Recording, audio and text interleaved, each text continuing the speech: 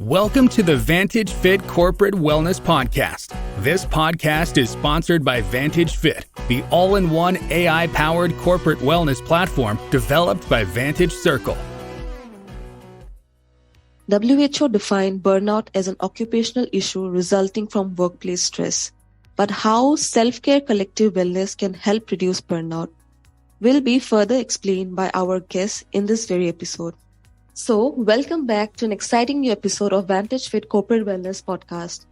I am your host Parishmita, and we have Erayna Sargent, a burnout relief specialist and speaker, to discuss on the topic how self-care collective wellness is part of burnout relief. So, hello Erayna, welcome to our show. Hi, so happy to be here. Thank you for having me. So, we are glad to have you here.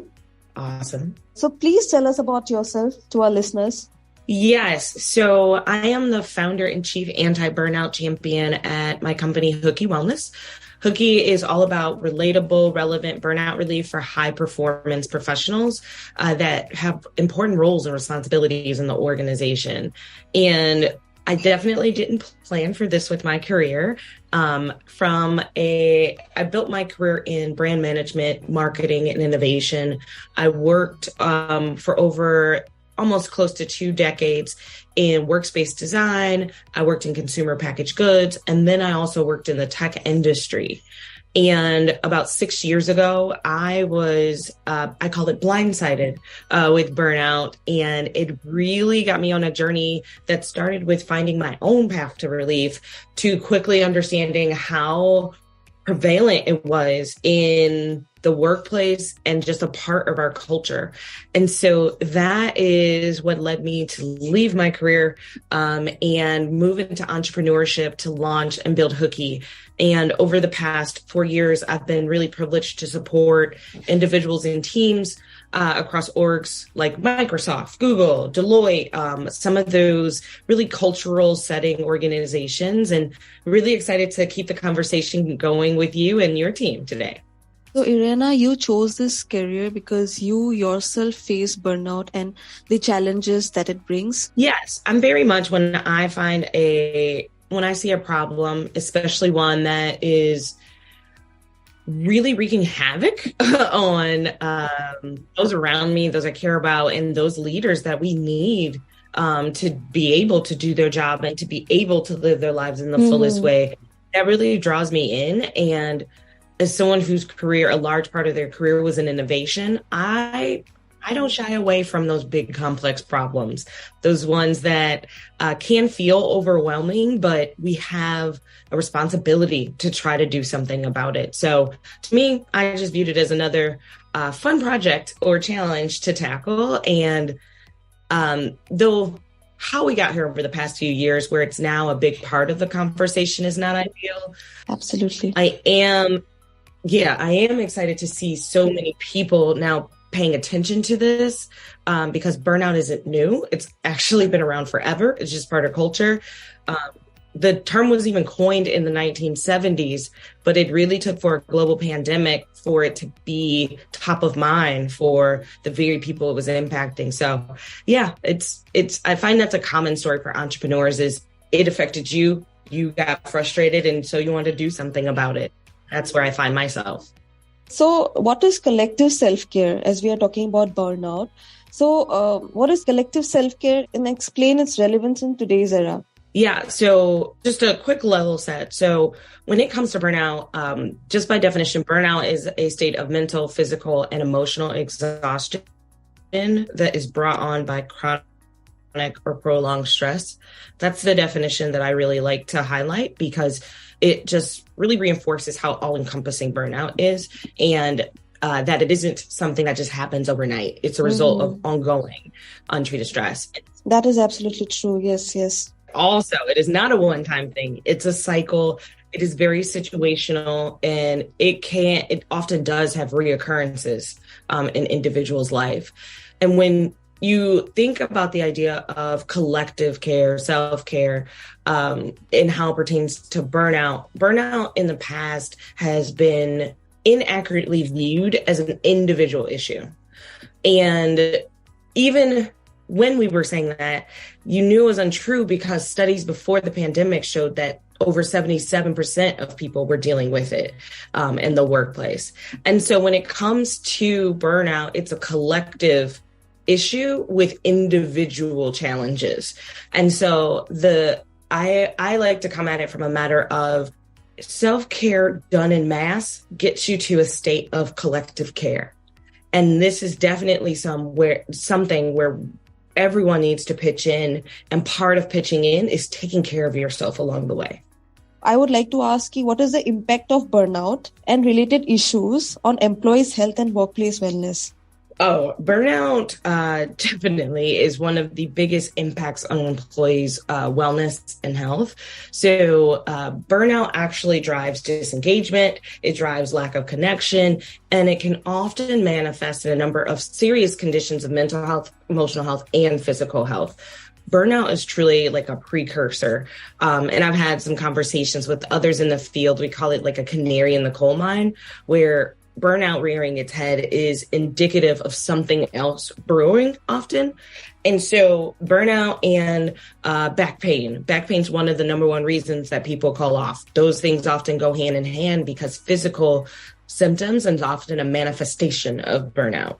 You also have an increased correlation between healthcare claims, medical claims, time off, and burnout. And so burnout directly impacts the physical health and well-being of your employees on a daily basis. So it cannot be ignored. And if it is, it will just manifest further down the line in more expensive ways. So let me tell you my experience. Okay. So there was a time when I was having this shoulder pain and, this uncertain pain in my body. Then, there are pain. Sometimes you cannot visit the doctor and, ask, I'm having pain in here and there. Then I Google it. Then I saw the result is like it is mostly because of burnout and stress. So how burnout, stress, and all these issues are physically, mentally affecting us, it is very much ignored in today's era. But I think it is an issue which we need to raise. Yes. Absolutely. There's a lot of somatic connection. And this is something I am right now just strengthening my knowledge base, because I grew up in very blue collar, Midwest America condition, where mental health and wellness was not something we discussed. You just worked and you worked through it. I'm from Detroit, which is known for just grinding and hustle culture.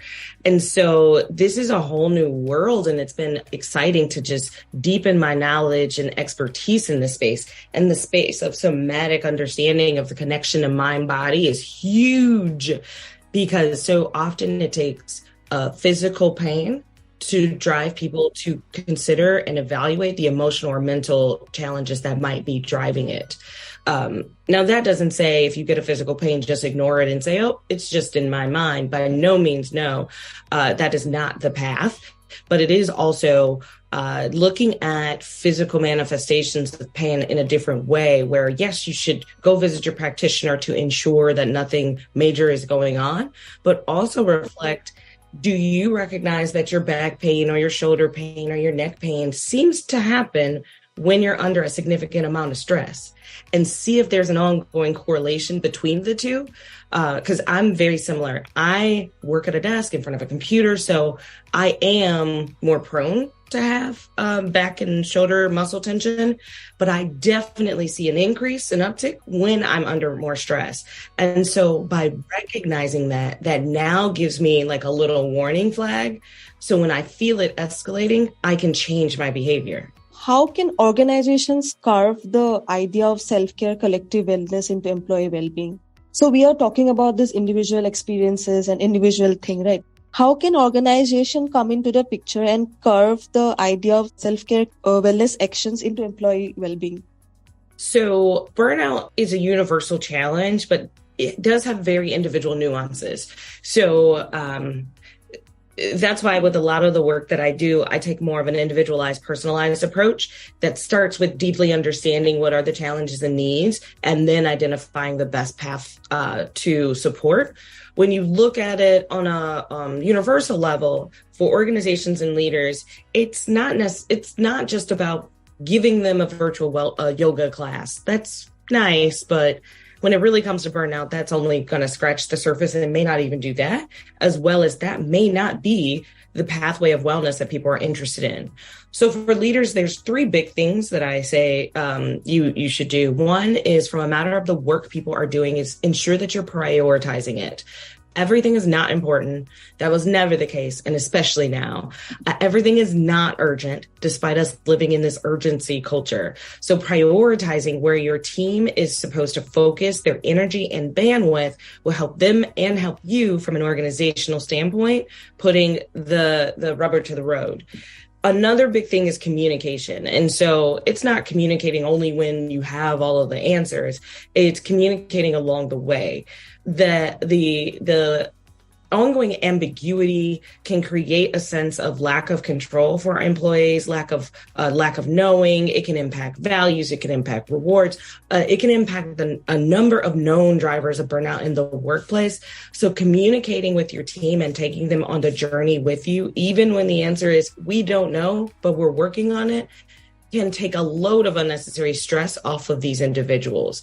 I think we know, even in personal relationships, where when you don't know something, your mind just starts to fill in the blanks. Imagine that in an organization of thousands, if everyone's just filling in the blanks, that is just an equation or formula for chaos. So communicating with your team, taking them along the way, and recognizing you don't know all the answers is huge. And then last but not least is be human. I've seen a lot of individuals and my clients that have dealt with situations where their leadership just forgets that they're human. And so burnout has always been a problem, but like, using one of the favorite terms from the past 3 years, it is unprecedented at the scale that it is at right now. Not only is it rampant, we are also at a point where individuals are at a more advanced stage.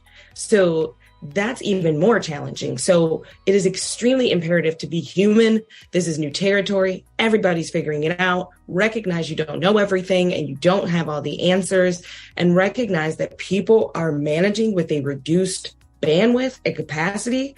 And so if someone seems like they're drowning, even especially one of your high potential top employees, if all of a sudden you're seeing a decline in their performance, be human. They're very likely not slacking off.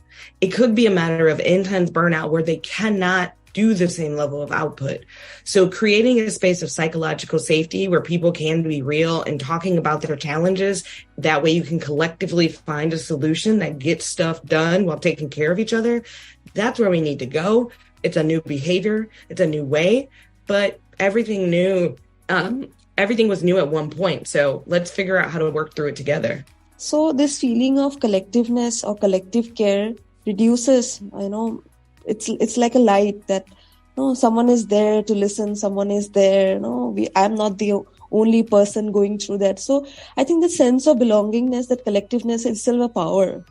You're absolutely right. People so often feel isolated and alone in the burnout journey. Part of it is the fear of being perceived like a slacker, because in past years, burnout has often been inaccurately described as something reserved for slackers or those that are weak. But actually, people who are your high achievers, your high performers, those who are always willing to take on extra and doing it with excellence, those are the people that are most prone to have to deal with burnout, because burnout has to do with a lot going on and having to manage and figure it out in your bandwidth.